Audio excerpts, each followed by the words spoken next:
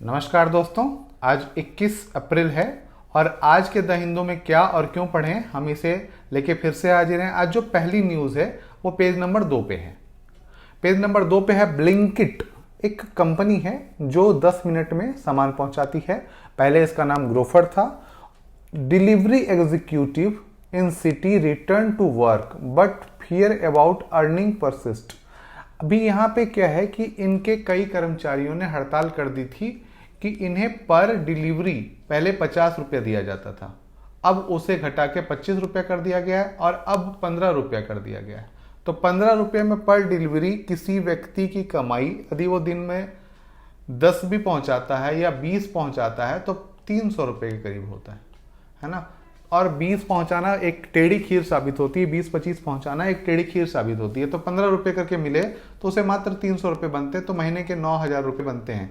और किसी के व्यक्ति के लिए मोटरसाइकिल का वहन करना, एक्सीडेंट का वहन मतलब 10 मिनट में पहुंचाना, ये एक टफ कार्य होता है ना। इसी के कारण से वो हड़ताल पे गए थे और कुछ चीज़ें ऐसी रहीं और फिर वो लौट आए हैं। लेकिन फिर भी अभी उनके अंदर डर है कि कहीं हमें निकाल ना दिया जाए, कहीं हमें काम करने से मना न कर दिया जाए। और इन वर्कर्स को गिग वर्कर के नाम से हम जानते हैं। गिग वर्कर, गिग वर्कर क्या है आप एक बार सर्च करेंगे और इसे जरूर पढ़ेंगे।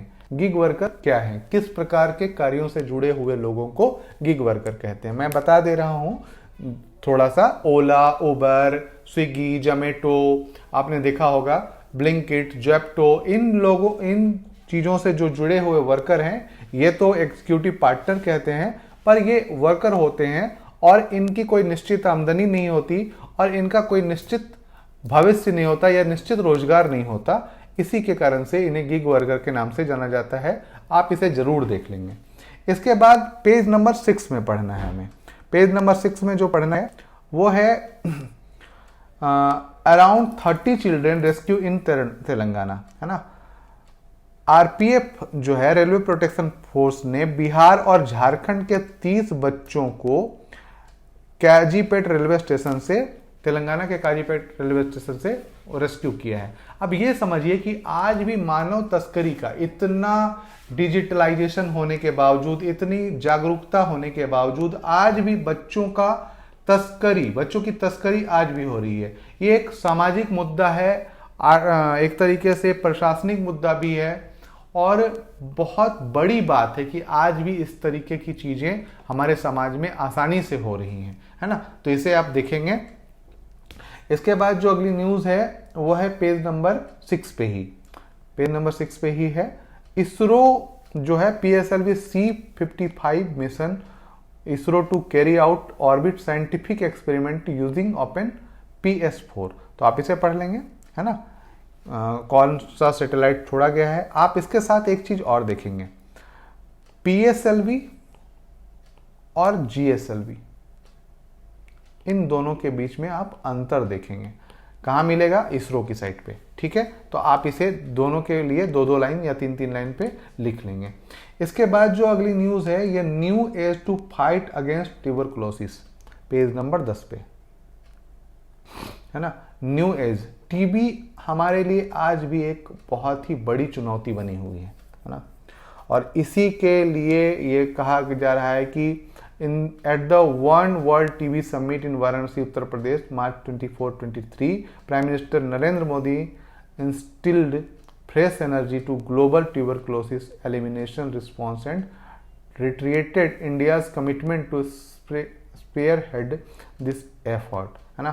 तो टीबी मुक्त करने के लिए कौन कौन सी उठाई गई हैं, क्या क्या वैक्सीनेशन है, इसी के बारे में एक पूरा ओवरव्यू इस लेख में दिया गया है। आप इसे पढ़ सकते हैं।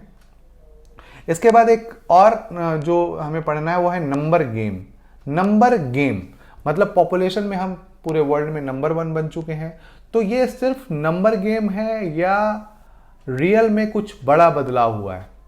दोस्तों ऐसा कुछ भी नहीं हुआ है। एक ये सिर्फ नंबर गेम है कि हम पॉपुलेशन में चीन से आगे हो चुके हैं। कोई बहुत बड़ा बदलाव नहीं हुआ है, कोई बहुत बड़ा डिक्लाइन नहीं हुआ है चीन में अभी। हाँ, फिलहाल चीन, अमेरिका और जापान जैसे देशों को इसलिए चिंतित होना पड़ रहा है क्योंकि वहाँ जो बुजुर्ग का अनुपात है वो 1.8 के करीब पहुंच चुका है। 10 में से 1.8 लोग बुजुर्ग की श्रेणी में हैं, मतलब 10 में से 2 लोग 65 वर्ष से प्लस आयु के हैं। ये बहुत चिंता की बात है। पर अभी भारत में ऐसी स्थिति आने में 2100 मतलब अभी से लगभग 80 साल का समय लगेगा। तब तक भारत के पास एक डेमोग्राफिक डिविडेंड इसका लाभ लेने का मौका है। भारत चाहे तो आसानी से इसके लाभ ले सकता है। उसके बाद यहाँ पे कुछ चीज़ें बताई गई हैं, आप इसे देख लेंगे। इसके बाद जो अगली न्यूज़ है, the olive branch effect of Beijing accord, है ना। Just over a month after the Beijing accord restored ties between Iran and Saudi Arabia, the regional landscape witnessing not war, death and destruction, but minister and diplomat dashing for one capital to another discuss initiative promote political and economic cooperation। जो Iran और Saudi अरब के बीच में जो एक समझौता हुआ है उसी के बारे में बात की गई है कि किस प्रकार से ये रिलेशन आगे बढ़ रहा है। एम्बेसी खोलने की बात चल रही है और भी बहुत सारी चीज़ें चल रही हैं, तो इस पर आप एक बार नज़र डाल सकते हैं। इसके बाद जो अगली न्यूज़ है, is Mandal politics electorally salient again. Mandal politics, जातिगत, है ना, ओबीसी, है ना, मंडल कमंडल की बात की जाती है। क्या यह फिर से शुरू हो जाएगा? जैसे रामचरितमानस पे विवाद हुआ उसी प्रकार से क्या यह फिर से शुरू होने वाला है? इसी पे पूरी बात की गई है। आप पहले यह देखेंगे कि मंडल कमीशन क्या था और मंडल आयोग का कार्य क्या हुआ था, क्यों चर्चा में रहा था। उसके बाद इन दोनों चीज़ों को देखेंगे कि किस प्रकार से ये मामला फिर से अपनी जो जैसे जातिगत जनगणना बिहार के बारे में की गई है कि बिहार जातिगत जनगणना कराया जाता है या पूरे देश में जातिगत जनगणना कराई जानी चाहिए। एक बार फिर से यह धीरे धीरे मामला फिर से उठ रहा है और राजनीतिक रूप से ये फिर से बहुत ज़्यादा छाया रहने वाला है। तो इस पर आप एक बार पढ़ लेंगे।